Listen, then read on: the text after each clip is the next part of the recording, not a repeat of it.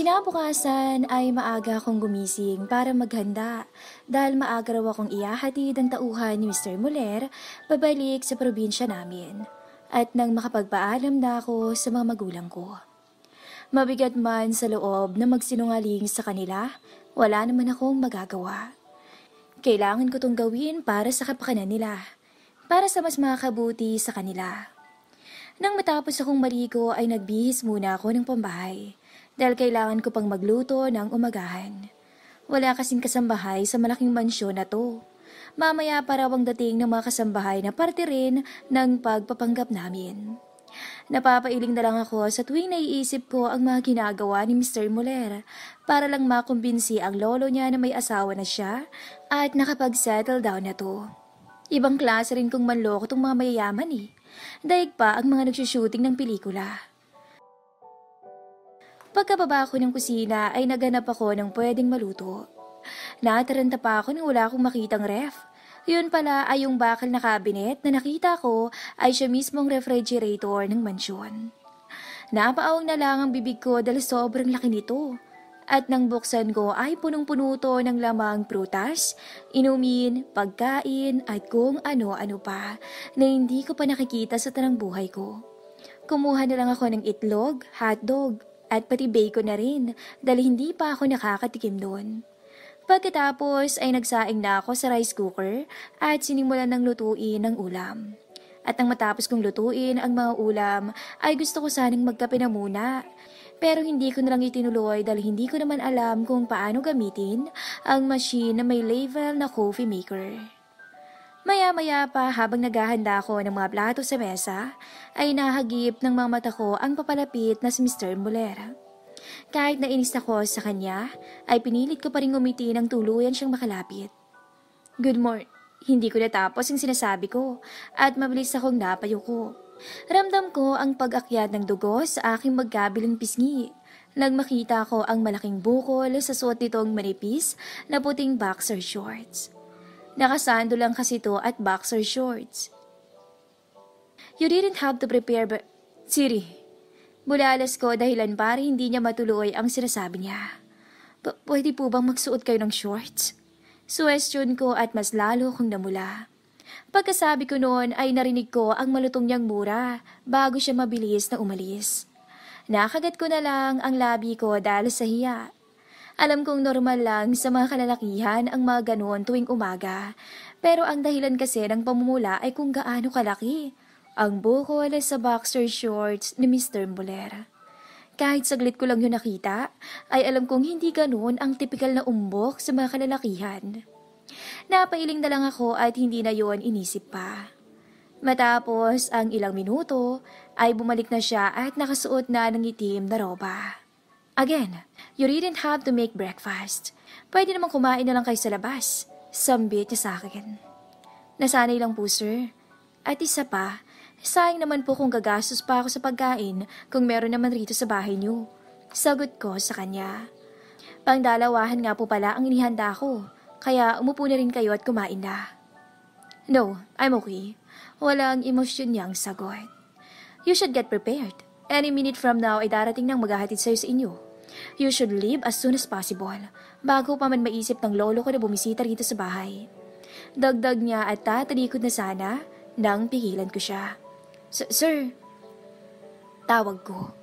Nang lumingon siya sa akin ay mabilis kong ibinaling ang tingin sa coffee maker.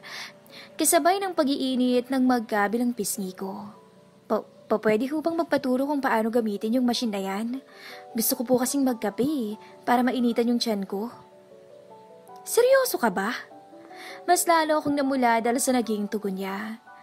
Nahihiyaman ay marahan akong tumango. Yes po. Just how poor are you? Kunot noong tanong niya sa akin bago siya lumapit. This is how you use it. Hindi ko na lang pinansin ang unang sinabi niya at nag-focus na lang ako sa instruction niya. Mabilis naman akong natuto dahil madali lang pala yun. Pinindot-pindot lang at may kape na. Pagkatapos niya akong turuan, ay umalis na siya nang hindi man lang ako hinihintay na makapagpasalamat. Matapos kong kumain ay nagbihis na rin ako at inihanda ang sarili ko. Hawak-hawak ko ang 100,000 na paunang bayad sa akin ni Mr. Muller. Pero hindi ko to ibibigay ng buo sa mga magulang ko para hindi sila magduda sa akin. Paunti-unti ko lang ibibigay sa kanila para maisip nila na galing talaga yon sa sweldo ko. Kinuha ko ang cellphone ko at napangiti nang makita ang family picture namin sa lock screen. Para sa inyo to, Ma, Papa. Bulong ko sa hangin bago ko nilagay sa maliit na bag ang cellphone ko. Bago ako lumabas ng kwarto at dumiretso sa sala kung saan naghihintay si Mr. Muller. Pagkababa ko ay hindi na lang si Mr. Muller ang naroon kundi pati na rin ang kaibigan niyang si Logan. Tiningnan ko lang siya dahil wala talaga ako sa mood para batiin siya ng magandang umaga. Isa siya sa rason kung bakit nasa ganitong sitwasyon ako. At hindi ko alam kung makakalimutan ko pa ba ang ginawa nila sa akin. Siguro ay habang buhay ko silang sisisihin sa nangyari sa akin. Logan will be the one who will drive you to your hometown. Sambit ni Mr. Muller sa akin. Don't worry, he is a trustworthy person. You're safe with him. Paninigurado niya sa akin bago siya tumingin sa kaibigan. Ikaw nang bahala sa kanya.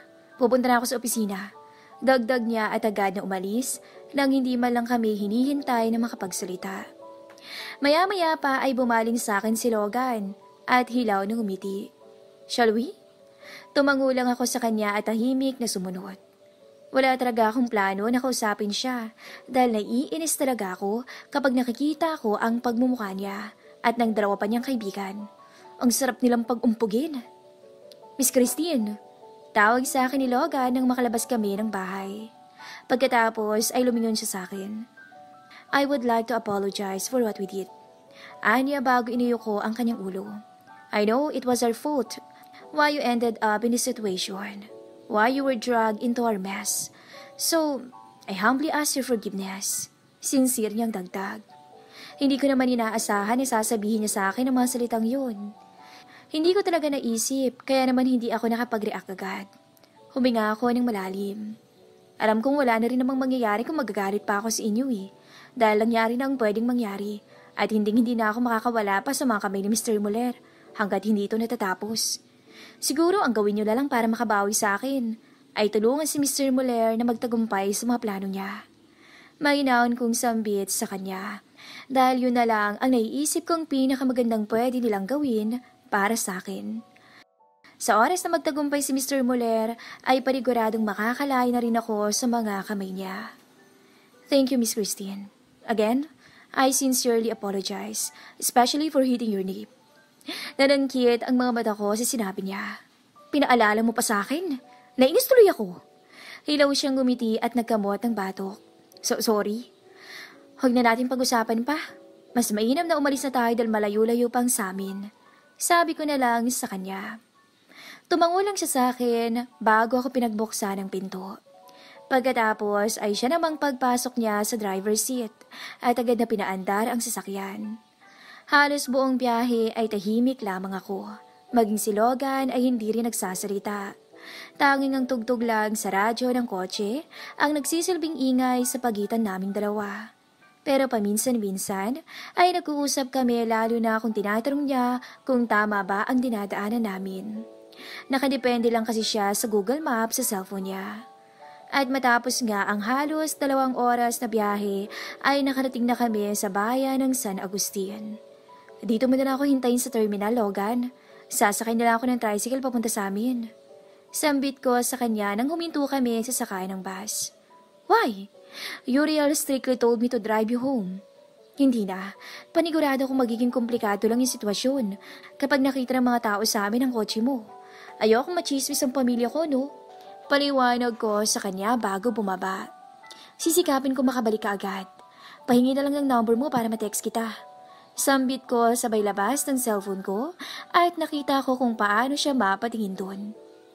Here, anya bago pinakita sa akin ang cellphone number niya. Miss Christine, if you don't mind, do you want me to buy you a new phone? I mean no offense Okay lang.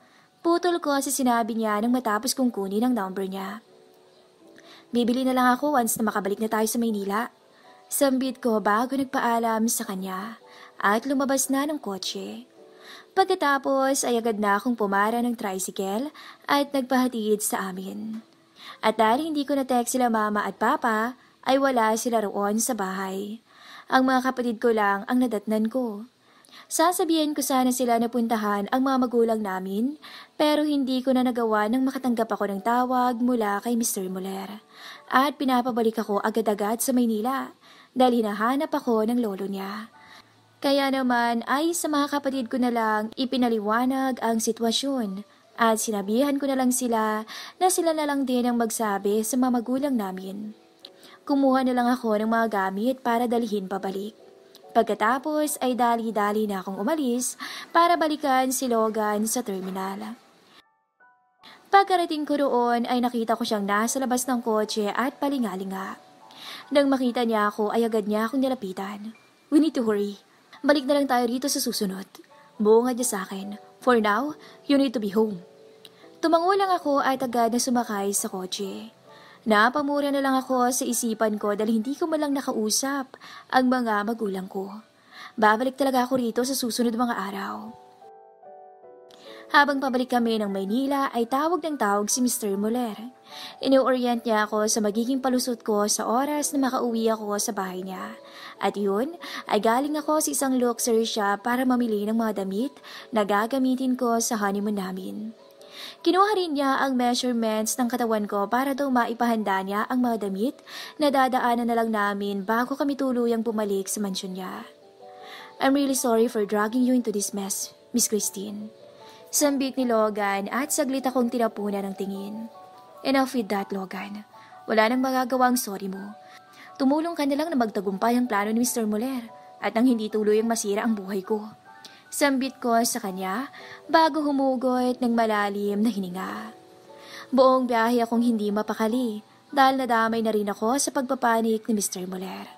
Kulang na lang ay lumabas siya sa screen ng cellphone ko at hilahin ako papunta sa kung nasaan man siya. Nang madaanan namin ang mga damit na inihanda ni Mr. Muller ay agad na kaming dumiretso sa mansyon niya. Hindi ko pa tingnan ko ano ang laman ng mga paper bag at box na may nakasulat na Coco de Mer at ang iba naman ay Chanel. Doon pa lang ay alam ko na ang mamahalin ang mga laman ng mga to. Matapos ang ilang minuto ay nakarating na rin kami sa mansyon. Kung bibilangin ang oras ng binyahe namin pa uwi, siguro mga 1 oras lang dahil sobrang bilis ng pagpapatakbo ni Logan.